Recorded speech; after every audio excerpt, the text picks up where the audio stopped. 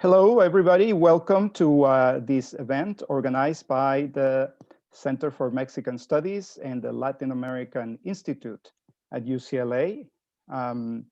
It is my pleasure. First of all, of course, let me introduce myself, Ruben Hernandez Leon, Professor of Sociology and Director of the Center for Mexican Studies. I'm very happy to also have the support, as always, of my colleague, Brian Pitts, who's the Assistant Director of the Latin American Institute.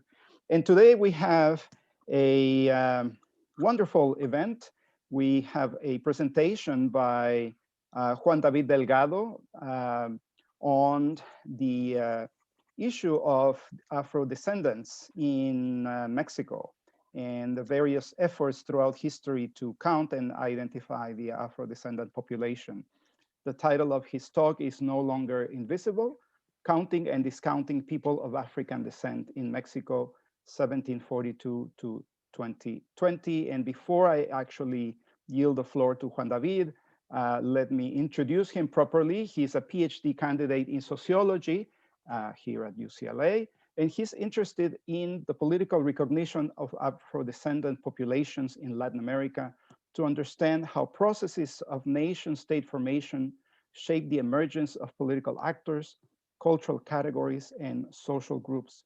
He draws insights from the historical sociology of state-building processes and the political sociology of institutional fields. Juan David's dissertation focuses on the politics of ethnoracial politicization in Colombia and Mexico, and explains in comparative perspective why only some Latin American states have extended group differentiated rights to people of African descent.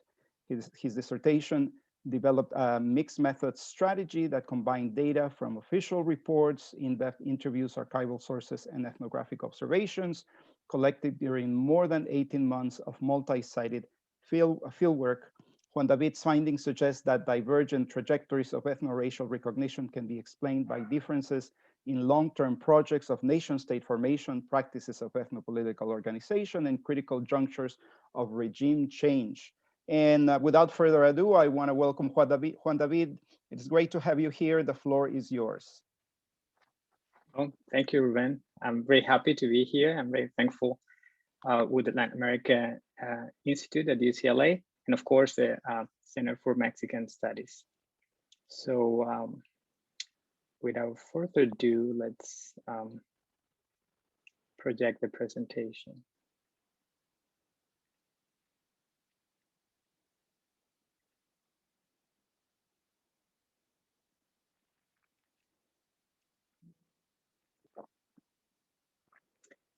So today, I like to talk about sort of the difficulty of counting, and of course, discounting at the same time, people of African descent in Mexico. And the puzzle that I have today for you is whether or not, given that we have a new census with numbers about this population, whether or not they are invisible and on which grounds. So let me start by presenting the question. After many years of political pressure from below, right, by Afro-Mexican organizations, but also from above by international agencies, INEGI, which is the Statistics Bureau in Mexico, finally accepted to include a self-identifying question for people of African descent. And this is very remarkable. This is the first time in Mexican history that a question like this is included in an official census. A similar one was included in an intercensus survey in 2015, but it was more of an estimation than an actual count. So here it is important to consider several things. One is that as late of 1994, we have to remember that the Mexican government denied the existence of racial discrimination in its territory. And this is sort of a rhetoric, a discourse that was prominent throughout the 20th century. But also it's important to remember that as late as 2010, he refused to include a question like this in the 2010 census. So the inclusion of this is really a major achievement of non-state actors, right? So the question basically says, for those of you who doesn't speak Spanish, according to your ancestors and customs and traditions, do you consider yourself Afro-Mexican, Black, or Afrodescendant? That's basically a question that was included. So here we have some of the findings. INEGI presented this 2 weeks ago. This is very recent data. And the numbers we have is that 2.5 million people of African descent are considered like that. We have a significant growth, not demographic growth, of course, but in terms of self-identification, if we compare it to the inner census survey. So we have there a significant growth, and we have also that the demographic distribution by age group and sex is very similar to the national population. When we consider the distribution in terms of absolute numbers, the majority of Afro-Mexican population is distributed in the states of Guerrero, Mexico, Veracruz, Oaxaca, and Mexico City. That is in terms of absolute numbers. But in terms of relative numbers, the majority of the Afro-Mexican population is concentrated in states of Guerrero, Oaxaca, Baja California Sur, Yucatan, and Quintana Roo. These last two states sort of are a bit of a novelty when we compare the 2020 census and the inner census survey of 2015. So up to here, I'm just presenting you sort of the bare facts that we have from the 2020 census. What is interesting about the preliminary data that has been released by INEGI is that in the aggregated data, we don't see a lot of significant gaps in terms of educational achievement. Here we see that on the aggregate, the Afro-Mexican population has a similar average grade of schooling. And this similarity even remains once we split by sex. And even if we split it by age, right? So here in this slide, what we see is that the average percentage of Afro-Mexican persons that attend school is similar across age brackets. So here's the puzzle that I like to present to you today. Is the Afro-Mexican population really no longer invisible? And here we have two postures, right? Two perspectives. One is thesis one. We can put a name on that thesis. But basically, the idea of this is that the Afro-Mexican population now is visible, completely visible, that there are not significant gaps, or that there's not significant inequality regarding this population in Mexico, and that the enumeration was adequate, right? That that we have a true number of people. We can call this sort of the thesis on the success of mestizaje, right? Basically, mestizaje has worked, and that's what we see here in these numbers. However, we also have another thesis. This is number two, right? And according to this perspective, basically, the population remains invisible because inequality is rampant in Mexico, and the numbers just don't show that. And that's basically because they are wrongly enumerated, right? So against thesis one, it is important to say that there's abundant evidence, a lot of evidence, both qualitative and quantitative, that documents the persistence of racism, racial discrimination, and ethnoracial inequality, right? And in favor of thesis two, I think it is important to say that there are reasons to believe that there were significant biases in the enumeration of ethnoracial categories. So, for example, this slide here that I'm presenting shows one of the results of a pilot survey that INEGI ran before 2020 for testing purposes, right? This is a classic pilot survey. What it shows here, these are the results of more than 400 households that were surveyed, and 50% of them, or the people within those households, they say that they don't understand the meaning of the category Afrodescendant, 50% of them, right? So of course, this is only one of many sources of measurement error, right? That are part of of these numbers that I just show, right? So there are non-trivial reasons to believe that there are technical issues of data collection in this census. However, I would like to go a little bit beyond the technical issues of enumeration.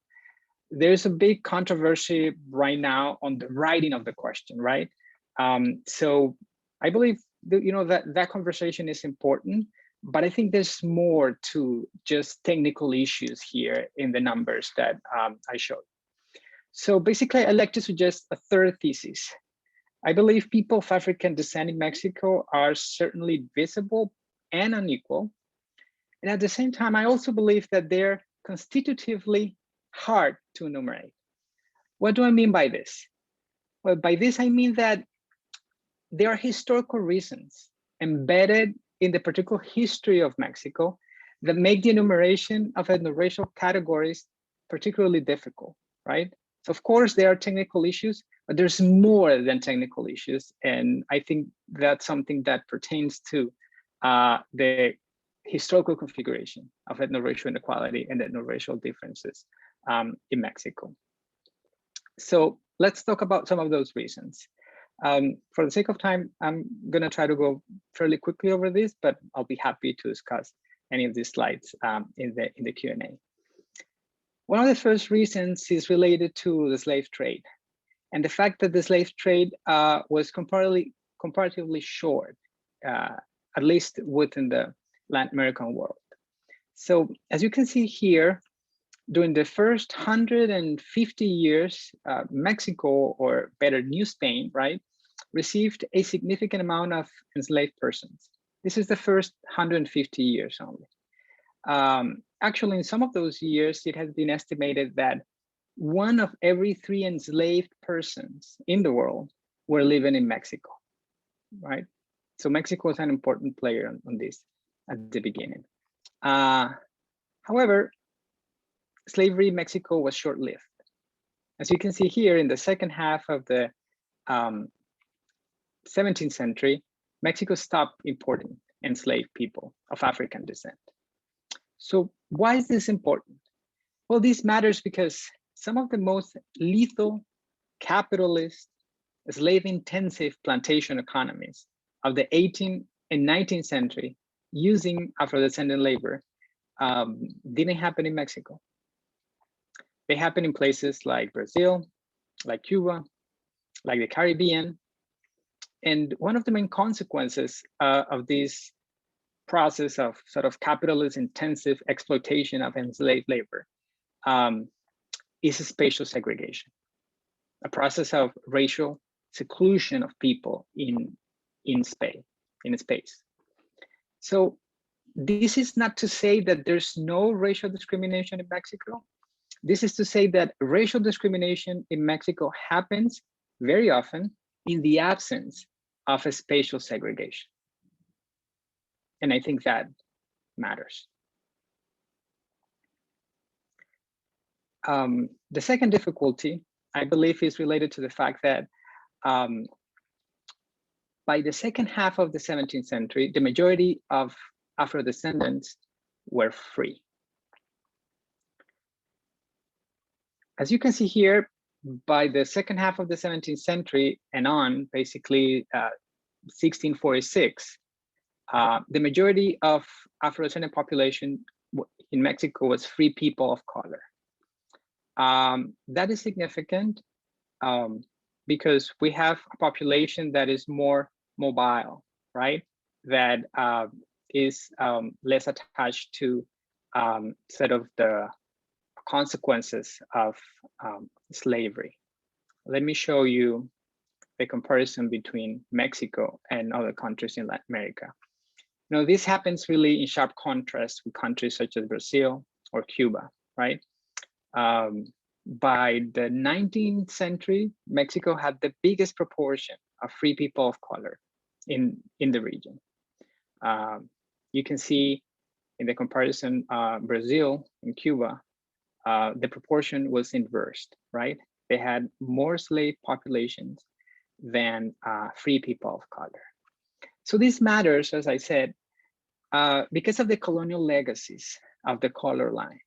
I mean, colorism matters in Mexico, but it matters in a different way.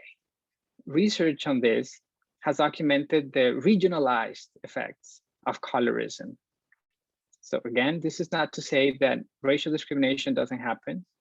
It happens in the absence of a sharp color line, right?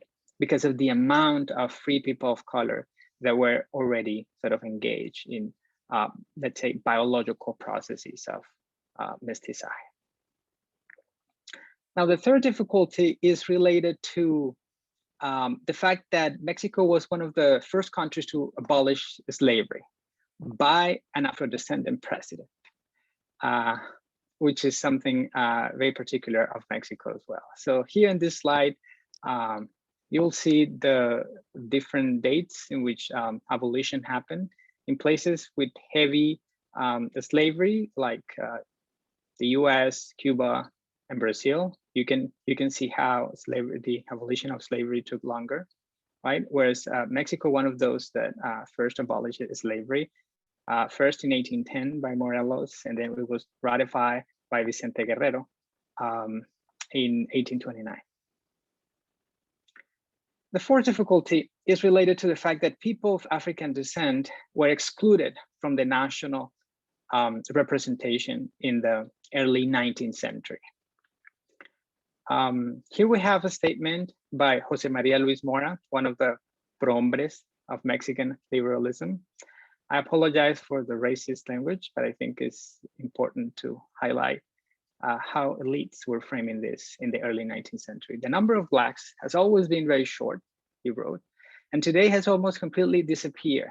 And the short number have remained in the Pacific and Atlantic coasts, being entirely insignificant to be able to inspire any fear of the tranquility of the Republic, nor to have any influence by their class in their fate and of their destinies. They will disappear completely before half a century, and they will diffuse in the dominant mass of the white population by the fusion that began more than 20 years ago and is already well advanced.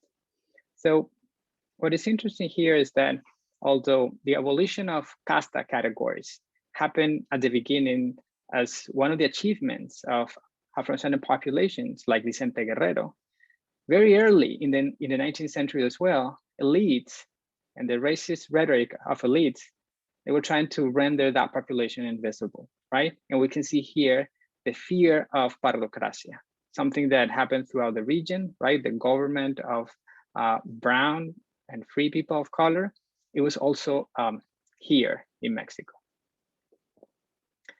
The fifth difficulty is related to the fact that the Afro-Mexican population was rendered invisible by the first modern census of the late 19th century. This is the format of the first, what is considered the first modern census in 1895. This is the census in Porfiriato, right? The late 19th century. What is interesting here that unlike many other countries in the region, we don't have the ethnoracial variable, right?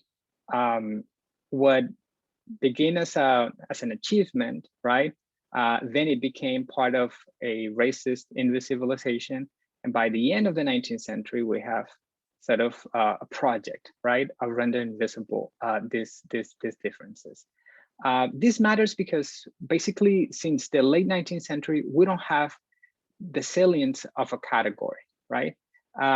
For the political processes that happened at the end of the 20th century, the political visibilization of a category and the symbolic inversion of that category was very important, right? But when the category is not there, it's very difficult to do that. Finally, I believe the sixth difficulty is related to the fact that the enumeration of racial categories was not implemented in the 20th century. And this, of course, has to do with the projects of mestizaje that happened right after the revolution and that endured throughout the 20th century. A famous sentence from the Mexican census in 1930 justify the exclusion of these categories.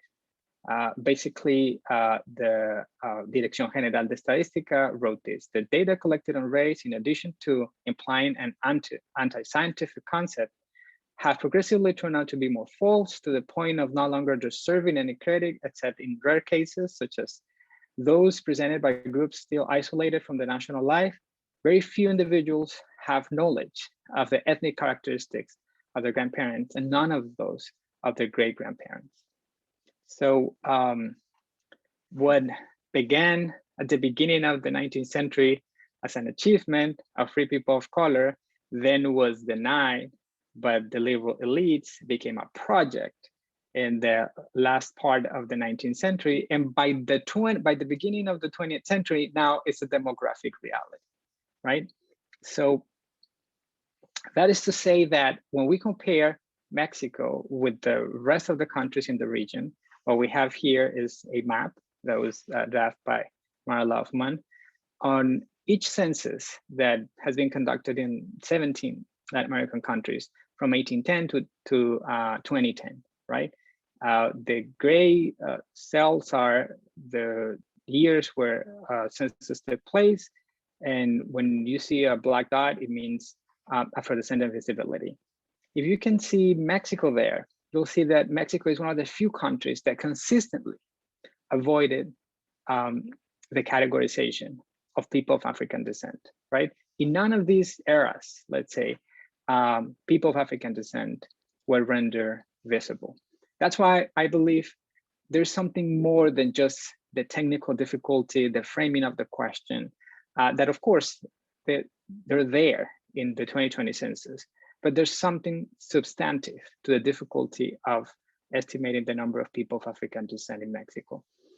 What are then the implications for understanding ethnoracial inequality based on this perspective that I'm trying to suggest? One is that the configuration of Blackness in Mexico is multiple, right? The fact that slavery ended earlier, the fact that we don't have a legalized form of discrimination, the fact that the categories for better or worse were not rendered visible or legally applicable, right, in Mexico's life, seems to suggest that there's many ways in which Blackness is configured, right? And by this, I also mean that there's not a single form of ethnoracial inequality affecting people of African descent. And this is something that nowadays is even more clear to see when we compare Afro-Mexicans with the recent waves of migration, for instance, right? We have now people from Haiti, people from Cuba that are also self-identifying themselves as people of African descent. And of course, they could be or might be suffering ethnoracial forms of discrimination that are not the same of urban or rural Afro-Mexican populations. The third implication, I believe, that we have, if we consider this perspective, is that territorial inequality is as important as categorical inequality, right? Some of the measures that I just showed at the beginning of this talk are on the aggregate, right? They assume that there is a single way of averaging differences of Afro-Mexican population or Afrodescendant population. And I believe it is important to use different scales, and that because of the substantive history of ethnoracial differences in Mexico, it is worth considering different scales of analysis, right? If it doesn't show at the national level, it doesn't mean that it doesn't exist. It just means that it doesn't show at the national level. And that has to do with the fourth point I like to suggest, which is that measuring ethnoracial inequality using national aggregates and national averages can be misleading. Now we have sort of 10 years, right, to use these numbers. And these numbers are going to be used in various political ways, both by the Afro-Mexican organizations, but also the Mexican government. And here it is important to be attentive to the way we use these numbers. For the reasons that I presented, I don't think we have one single way of measuring ethnoracial inequality. And the fact that averages don't show it, or national averages better don't show it, doesn't mean that it doesn't exist.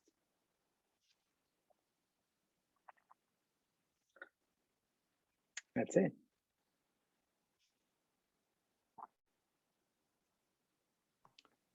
Thank you, Juan David. I hope everybody can hear me.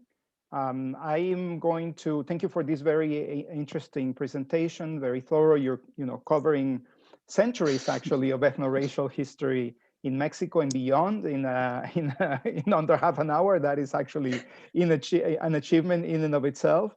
So this is a good moment actually to invite the audience to submit your questions. We have the Q&A for everybody to use, and I'm actually going to get started while we have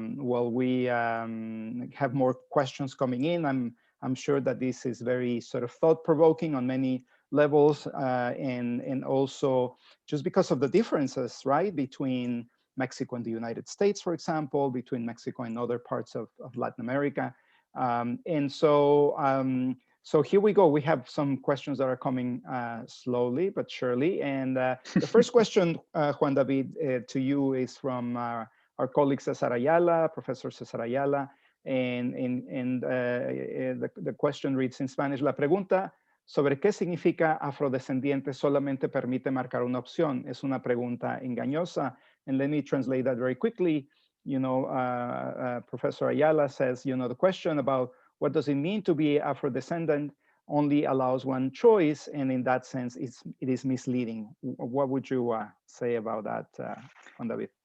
Yes, that's an important question. So the survey that I show and the results that were there were just a pilot survey, right? So there's been an intense controversy between academics, officials, Afro-Mexican organizations on the framing of the question, but also the categories that had to be included in the question. So the question that I showed is just one of them, one of many that really INEGI has been running since, I believe, 2014. And this one in particular was about the term Afrodescendant. The concern there is that many people don't understand the concept that Afrodescendant is not a term that people use on a daily basis. And because of that, there might be risks. Let's say false negatives, right? That people that just don't understand the term and that they do not self-ascribe because they don't understand the term. So the term was finally included in the question nonetheless. So that's why many people believe that there might be biases in the way this question was implemented. Thank you, Juan David. Paula Thorrington Kronovich is asking, can you explain the projects of mestizaje that happened from the revolution on, and what categories of Indo-mestizaje and Euro-mestizaje mean? That was from one of the charts. I don't know, you feel free if you want to go back to some of these slides, because I think people have a lot of questions about this. Yes. That is an important question, Paula. So that chart, I took it from Aguirre Beltran, which is one of the authors that really opened the academic conversation about people of African descent in Mexico. What is interesting in that chart is that you can see different categories, sort of the classical, let's say, racial categories, right? Mestizo, Indigenous, European, and people of African descent.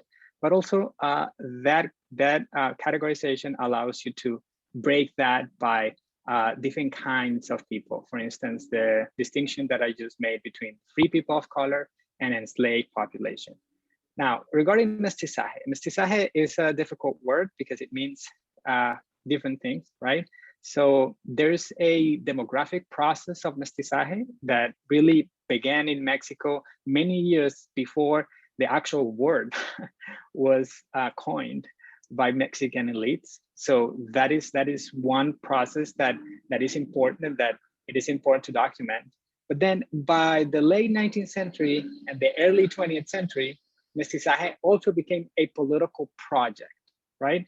Something that elites use to legitimize both the revolution and the framing of the nation. What I try to show with the reference to Mora is that mestizaje, of course, had a lot of racist overtones, and that it also implied the invisibility of people of African descent.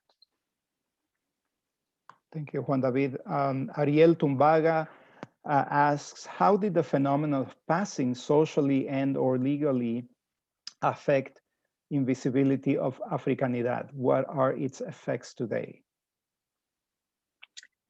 That is also one of the difficult questions that we have. And it also relates to sort of the substantive difficulty of measuring this in Mexico. You can sort of estimate the number of people of African descent by ancestry, right?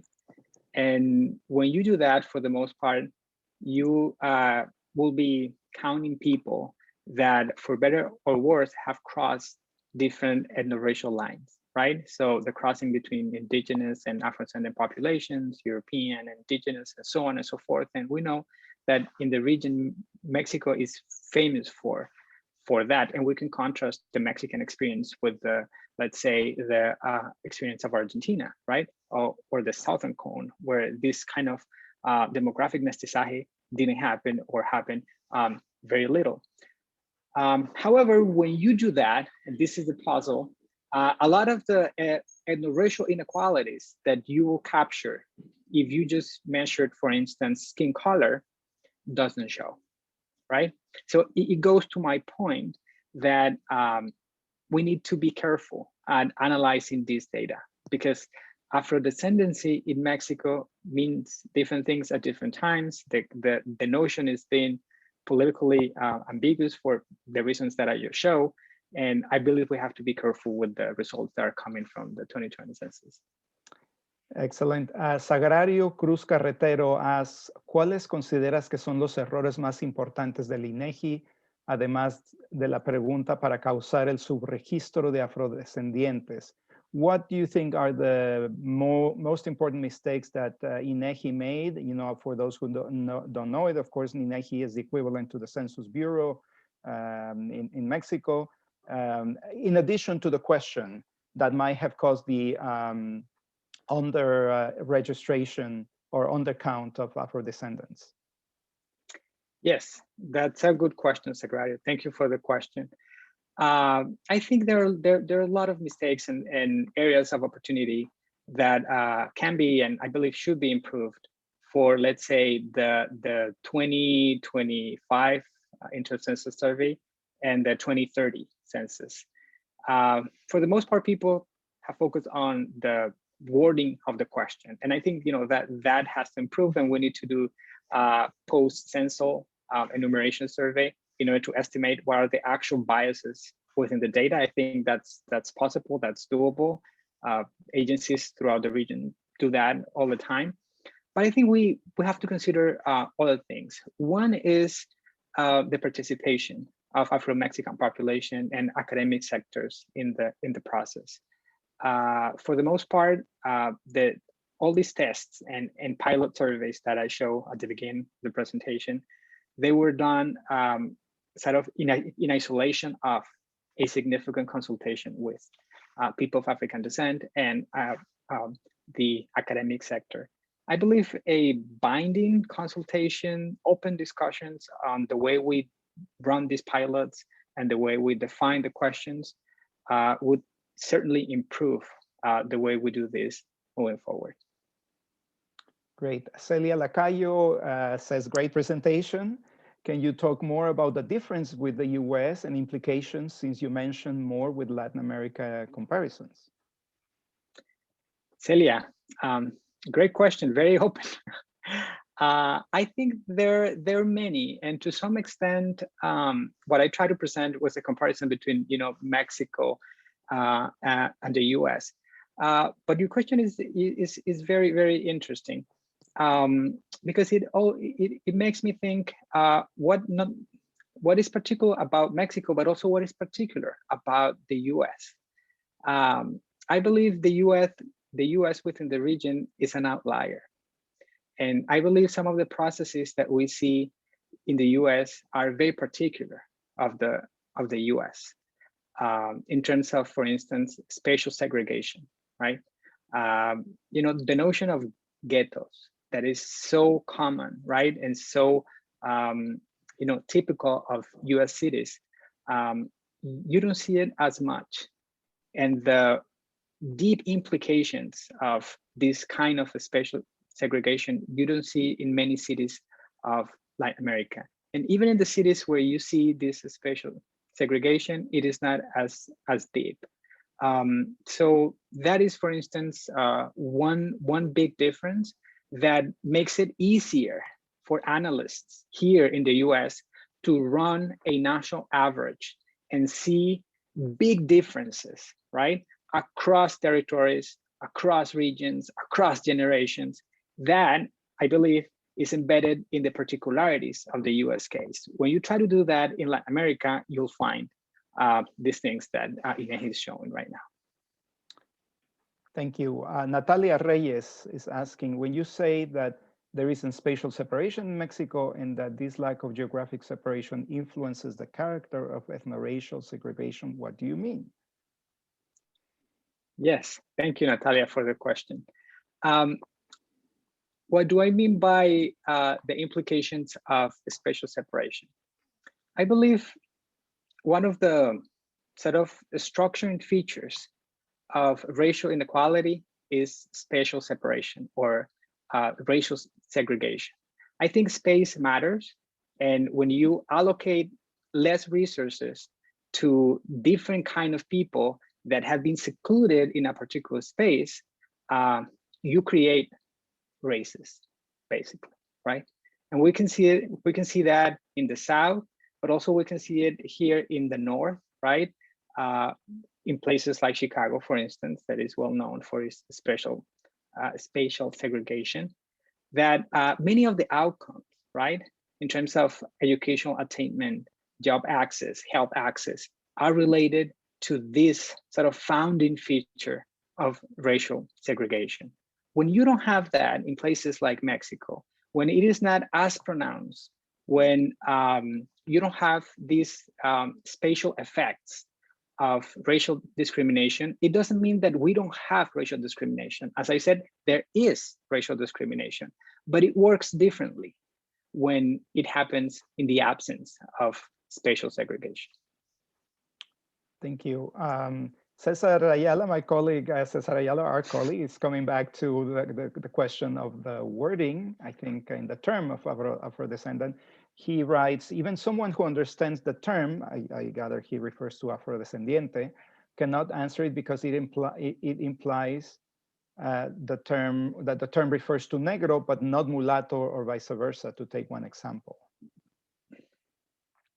Yes, that is completely right. The way the question was framed, it include all the ethnoracial categories within the wording of the question, not in the answer options, right? So it would be, do you consider yourself Afro-Mexican, Black, or Afro-descendant? And actually, they run a test whether the O injection really created a sense of disjunction or not. So I mean, there are many tests that have been run about this, but basically the options, the response options in terms of the question is yes or no, right? So the assumption is that if you identify with any of the three, you would check yes. Right. So Lady Diosa is asking, if aggregate statistics don't show the differences between the mestizo population and people of Afro descent, how can we interpret the most recent data released by INEGI in light of the inequalities on the ground? How can we analyze the census data? Yes, thank you, Lady, for that question. I believe we have to use scales, territorial scales more. The fact that we don't find the racial inequality on the aggregate, and here we have to be careful with that. You know, when we run models, you know, with national populations, for the most part, we are controlling for territorial inequality. And I believe we have to sort of avoid doing that in the Mexican case. Otherwise, we don't see the huge significant inequalities that are there. So just to answer more directly your question, there are some common denominators that we sort of see between the intercensal survey of 2015 and the census of 2020. And it's that in places like the Costa Chica of Guerrero and Oaxaca, right? Very peripheral regions, rural regions, there are significant gaps in terms of access to health, access to education, access to job markets. So those differences are there. It's just that they don't show up if we don't consider scale as an structuring mechanism of ethnoracial inequalities in Mexico. Thank you, Juan David. Paola Lopez is asking, how are Black indigenous people in Mexico counted? Good question, Paola. There were different ways of doing that. First, what they did is that they split the question, right? So indigenous is not included in the question of Afrodescendency. In that way, you could answer yes to indigenous, and then you can answer yes to Afro-Mexican, right? So that was one way in which they try to capture that. And even in the intercensal survey of 2015, they included in the response options, they included yes, no, and in part. The response option was curious, right? Because it was not very clear to which part the question referred to. But it was, finally removed. Now we only have yes and no for the 2020 census. But of course, there's some overlap, right? And from my time there doing ethnographic work in the Costa Chica of Guerrero and Oaxaca, there's a significant amount of people that consider themselves Afro-Indigenous. Thank you. Andrea Rocha is asking, how does Afro-Mexican pride manifest itself in Mexico, including cultural events and gastronomy? Andrea, thank you for your question. Yes, actually, cultural politicization also happened in Mexico, right? And I would say that the first repertoire of visibility that Afro-Mexican organizations resort to in order to show that there's a third root, that is the actual term that people use in Mexico, that there's a third root to the Mexican nationality, was cultural activism or cultural politicization. Again, this was difficult because this demographic invisibility also has a correlate on the invisibility in textbooks, the invisibility of Afro-Mexican leaders like Vicente Guerrero. And so there's not a Black tradition, officially documented Black tradition in terms of politics, music, and things like that. It has really been an achievement and a development of Afro-Mexican organizations that are trying to show the multiple influences, as you said, in gastronomy and things like that within the national culture. Thank you. Celia Lacayo asks, given many issues with the quantitative data, how has qualitative research assist with knowing more about Afro-Mexicanos? Tell us about where your research goes now. Thank you, Celia. Great question. I think my research now is going in a more historical way, and part of this talk is related to that. I don't think we should divorce sort of the history and the regional history of people of African descent from the numbers that we have, right? We often believe that we shouldn't do national or methodological nationalism, right? But when we run data just crossing variables in an inadvertently way, we are actually doing that, right? We are assuming that there's a single way of becoming a Black person or constituting a Black population in a country. So now I'm trying to explore in a subnational way, different ways in which there's a process of racial constitution in this case in the Costa Chica region of Guerrero and Oaxaca. Thank you. Kisbel Presa is asking, I agree that measuring ethnoracial inequality from this census is misleading. There is a lot of microaggressions in Latin America. Is there a way to combat these microaggressions and bring it to the forefront? What do you think?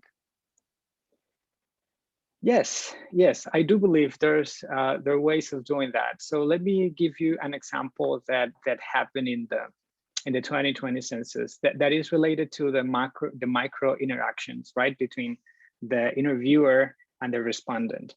So the official instruction, right, by INEGI was that the question was a question of self-identification. The meaning of that is that interviewers would have to ask the question no matter what, right? No matter how light skin or dark skin people would like to the eye, right? So both, from academic sectors, but also from Afro-Mexican organizations, there was a lot of insistence that interviewers should ask the question. However, that didn't happen, right? For the most part, especially in regions like Mexico City or in the north, right, where there's this idea, right? And here we have this sort of notion of racialized geography that we all have in our countries.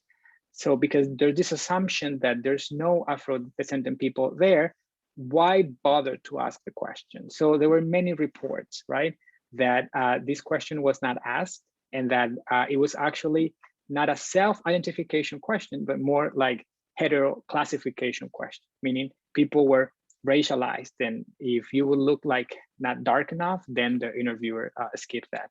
How do we fix things like that? Well, we have to, train better in this case, the actual interviewers, and we have to make sure that people follow through, and we have to implement, let's say, short-term measures in terms of compliance in this case. But of course, we also have to go back and to some extent rewrite things like textbooks, right? And the way we teach Mexican history. And, we have to do sensitizing campaigns that are not sort of last minute type of campaigns, right? But enduring, so that people would understand and that the Afrodescendency of Mexico is not something that just happened yesterday, but it's been there since the inception of the country. Thank you, Juan David. Paula Torrington Kronovich is asking another question. Such an interesting historical study. So that's a congratulations to you. Thank you. Are you also able to measure ways that racial discrimination manifests, even though it is hard to track in the scope of the study? I think that probably this is a question it's in many people's minds, since this question is it's so salient in the U.S. experience, but also in other parts of the world, including Latin America. Yes, there are different ways of measuring discrimination. As I mentioned, one of them that is becoming fairly popular in the region is to use skin tones, right? So there's a skin tone palette that people would use, and that then you can correlate not the category but the skin tone. The problem with that is that of course it might have racializing connotations to some extent. I mean, if we ask not an academic sector, but a bureaucratic government to enumerate the color of the skin of all its members, then we might run into some issues, moving forward. Let's think about a progressive government that used those skin tones to do who knows what, right? So there's some issues to that data if we ask governments to do it in that way. However, from an academic point of view, those surveys have been useful to document ethnoracial inequality in that sense. They don't show the categories, but they show sort of hierarchies by pigmentation. So that's one way. The other way that is closer to self-identification is just to use less categories, or categories that are closer to racial classification, right? If we assume that racial classification is something that happens from the outside, right? Someone racializes you, right?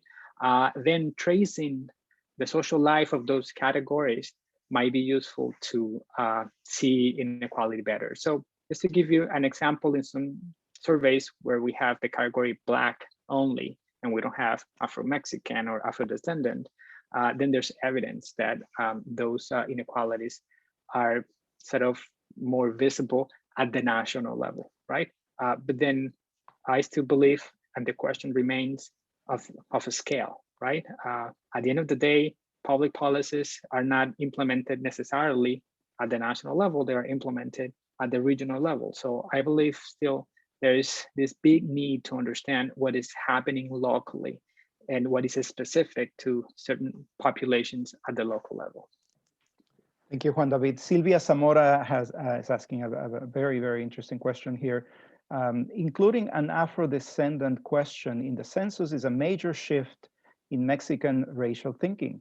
It breaks with the dominant ideology of mestizaje and the long-standing taboo on discussions of race and racism. What impact do you think the census question will have on how mestizo Mexicans think about racial issues in their country, and Black people in particular? I think that is a great question, Sylvia. I think it is having already huge impact on the country. You know, if you trace, you know, the public conversations that are happening in the last, I would say, 5 years or so, the availability of these numbers is already showing that you know, this myth of many of the Latin American nations, right, that the only differences that matter are class differences. That is something that has started breaking apart in Mexico, which we have to say was one of the countries that really took longer, right, to understand this and to adopt this in terms of policies. Now, having said that, I believe it is very important to understand what the data is saying, what the data is showing, right? So as I said at the beginning of the talk, we could understand this data from 2 different perspectives, right? So a misreading of the data will be that, well, you know, why bother to measure all this if at the end of the day, nothing is really happening, right? And I would think that that will be a very pernicious conclusion of studies like this.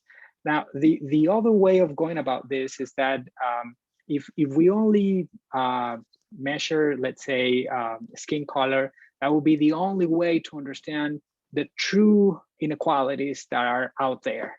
I also believe that we need to go beyond that, right? I believe inequality is happening at different levels. It is happening with different logics. I think it is time, and I believe this data allows to do that. It is time to go deeper, right? More local, using the scales to understand what is going on in the ground. Thank you, Juan David. We still have a little bit more time, so if anybody has more questions, but let me take advantage of my strategic position here as a moderator to ask you a kind of an implicitly comparative question, which you sort of started with your response to Silvia's. Why did it take longer in Mexico than other places, right? You said it took longer in Mexico to sort of, recognize the Afro-descendant population and a series of other implications, having to do with, discrimination, with color-based discrimination and so on. Why is it, Mexico seemed to be sort of, as you show from your data, right, a pioneer in the certainly early 19th century in many respects. It had an Afro-descendant president. One of the most important leaders of the independence, Jose Maria Morelos, was also an Afro-descendant man. And why did it take the Mexico and here, of course, is the state, the government, to sort of, I guess, get on board with something that was already happening elsewhere in Latin America and the world? Yes, well, that is a big question. It is, one of the questions that I'm trying to respond to in my dissertation too, and it is very interesting. It's also very hard to answer, but let me try to do that. One, I believe that is related to the strength of projects of mestizaje, right? Again, when we think about mestizaje from the point of view of the project, right, not the demographic process, but the project, I believe Mexico was also a pioneer on that. And it was a very strong form of mestizaje, right? Mestizaje was a rhetoric, but also was a set of policies, right? And it created, of course, a national representation. I do the comparison with Colombia, right? And of course, Colombia would also have, this idea of the mestizo nation, but of course, Colombia didn't have someone like Vasconcelos, for instance, right? And when we think about the set of political implementation of mestizaje policies, we also see a weaker state when compared to the Mexican, right? So let's think about, for instance, land reform, right? Land reform is one of those policies that are sort of attached to this idea of mestizaje that also embedded class categories in a deep way, right? And it comes with this understanding that that we have only class differences. When we think about, for instance, land reform in Colombia, it was aborted several times, and many of the Black population living in rural areas were landless up to sort of pretty much the 21st century. So that is something that has to do with mestizaje, but also with the crisis of mestizaje. And this is the second part of the question, right?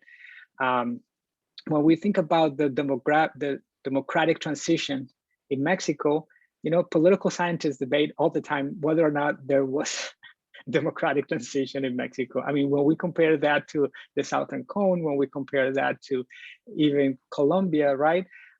They were clear transitions, right?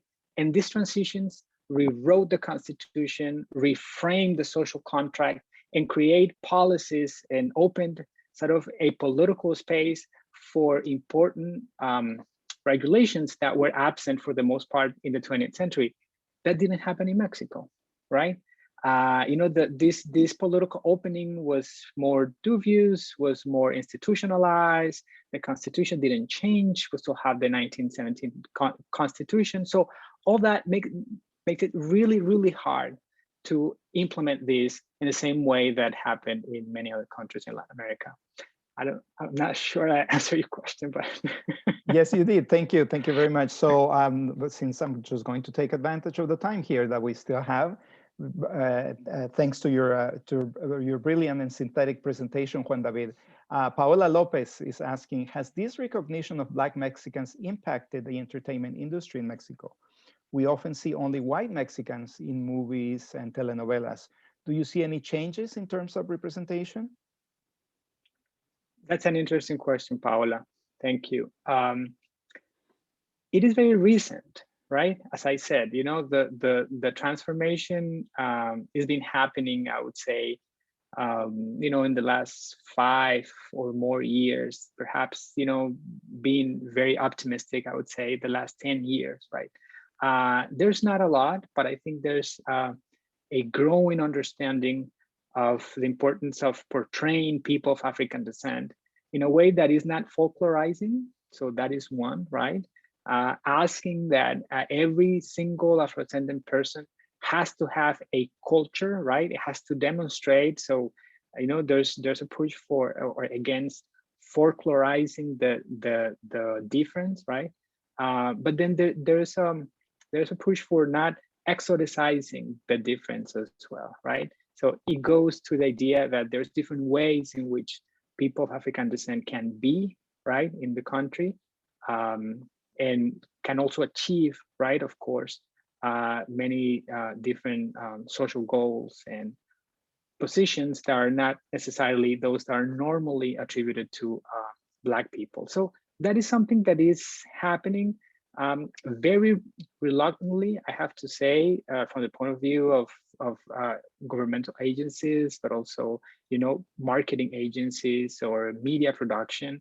Is not a huge change, but I think it's something that has begun. We'll see how it happens and how far it goes. Ariel Tumbaga is asking, how would you say 19th century social Darwinism, racial positivism, and Lombrosian criminology impacted popular perspectives of Africanidad, not only among political elites who look to Europe as a model, but among general populations? Good question, Ariel. I would say that, that discourse, right? The premises of scientific racism were there. However, just to go back to the idea of the enumeration, I think is tricky the way scientific racism translated into numbers. Let me tell you why. To some extent, in some countries, right? In countries like Brazil, for instance, where you see that there's a constant enumeration of people of African descent throughout the century. The way scientific racism became numbers, so to speak, right, was to show the decline, right? So the Brazilian government ended up counting people of African descent just to show the decline, right? So there's a paradoxical visibility, right? We show how people decline so that we can convince, for the most part, European powers that we are a nation with equal rights, just as they are, right? So we have that in countries like Brazil. In countries like Mexico, we have the opposite, right? The way the scientific racism was portrayed was just through not counting at all, right? Basically saying we are already there. And that's basically also it goes aligned with the Vasconcellian notion of mestizos, right? Mestizos are not just a mixture, are the best mixture. We achieve whiteness through mestizaje, right? So we still have that, but through an invisibility. And that creates, again, a different kind of racial discrimination and a different kind of ethnoracial inequality. Very good, Juan David. On that note, I think we're going to close. Thank you, everybody, for participating in this webinar, in this presentation, and above all, thank you, Juan David, for this very interesting, excellent presentation. We look forward to many products resulting from your study. I think, obviously, your dissertation, the book that will come, but many other efforts related to this. This is absolutely brilliant and very much part of this very important juncture. I failed to mention at the beginning that this talk is also part of a series that we're organizing at the Latin American Institute at UCLA on Black lives in Latin America. And the Institute, as well as the Center for Mexican Studies, is going to sponsor and organize future talks. So stay tuned. You can also, if you missed part of Juan David's presentation because maybe you came a little bit late or something like that, you can watch the recorded version of these on the Latin American Institute Facebook page, so you won't miss a bit, and stay informed and stay tuned above all for future talks organized by the Center and by the Institute. Juan David, thank you so much for this brilliant presentation, and thank you everybody for attending. Thank you, Brian, again for your support as always, and until a future time. Thanks again. Thank you, Roy.